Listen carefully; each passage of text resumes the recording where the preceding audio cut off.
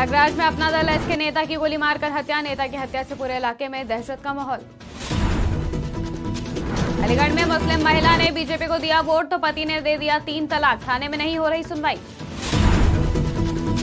आगरा में बड़ा हादसा, तालाब में डूबे 8 बच्चे और 1 महिला।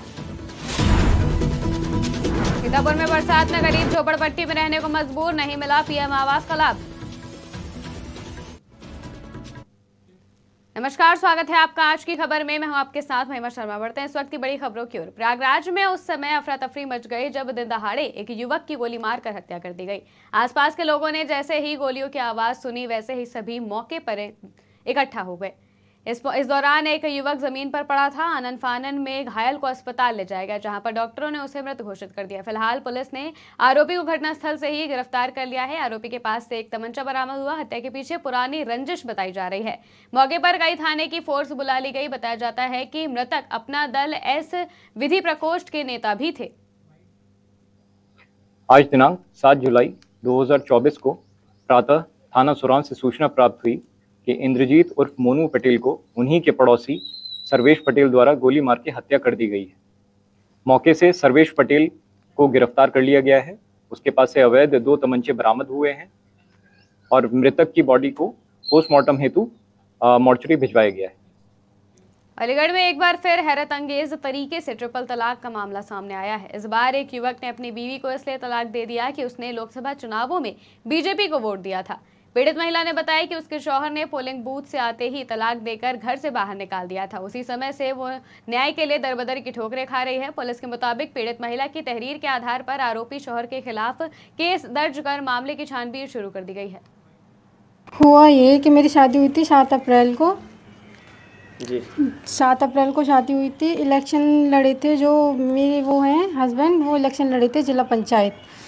उसमें सीट आई थी बीसी में, तो इसलिए उन्होंने धोखाधड़ी से शादी की थी। महिला में सीट आई थी बीसी में, उन्होंने शादी कर ली मुझसे और उसके बावजूद मैं इलेक्शन हार गई।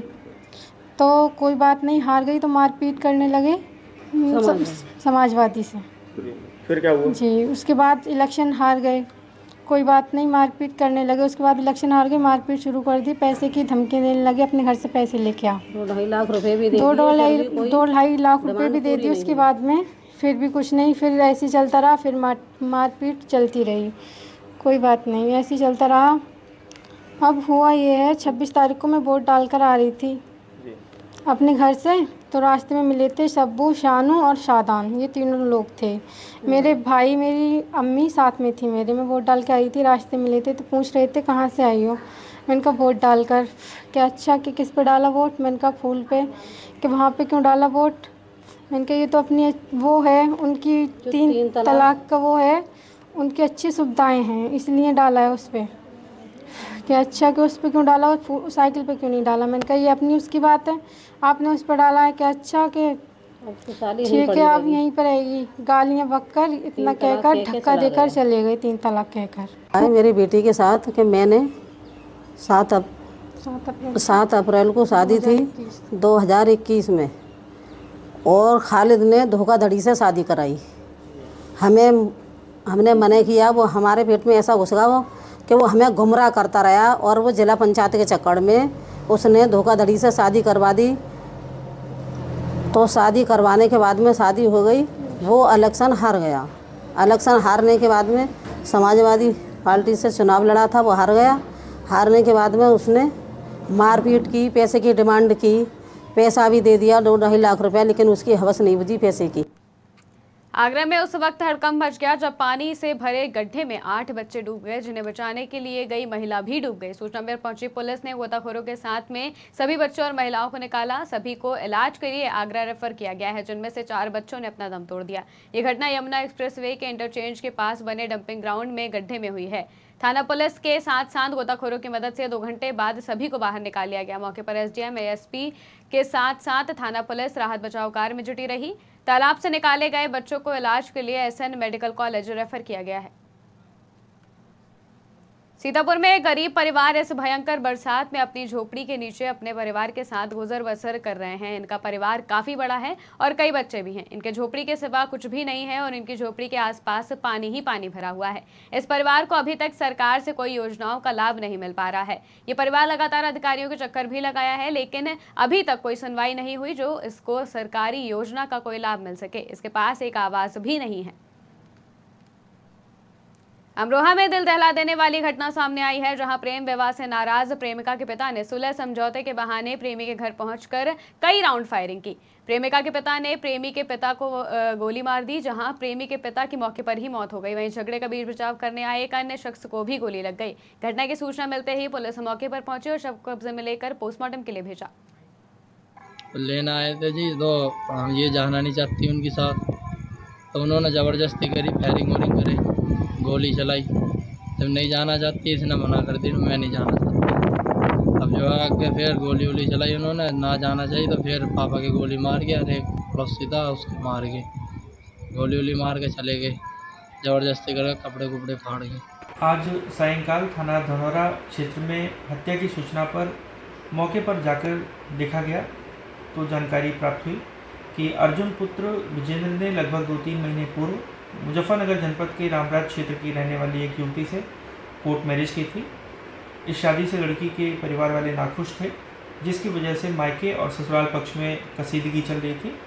आज सायंकाल लड़की पक्ष के लड़की के पिता तथा अन्य 4 लोग लड़की के ससुराल में आए हुए थे, जहां विवाद के बाद लड़की के पिता ने अवैध तमंचे से फायर कर दिया था, जो लड़के के पिता विजेंद्र को लगी और घायल होने की वजह से लड़के के पिता विजेंद्र की मृत्यु हो गई है। पास में बैठे हुए एक और व्यक्ति को चोटें आई हैं। डॉक्टर के द्वारा इनकी हालत खतरे से बाहर बताई गई है। हमीरपुर में बाढ़ को लेकर बाढ़ प्रभावित क्षेत्र के लोग असुरक्षित महसूस कर रहे हैं। बाढ़ प्रभावित क्षेत्र के लोगों का कहना है कि उनके घर मकान प्रशासन द्वारा किए गए प्रयासों से सुरक्षित नहीं हैं।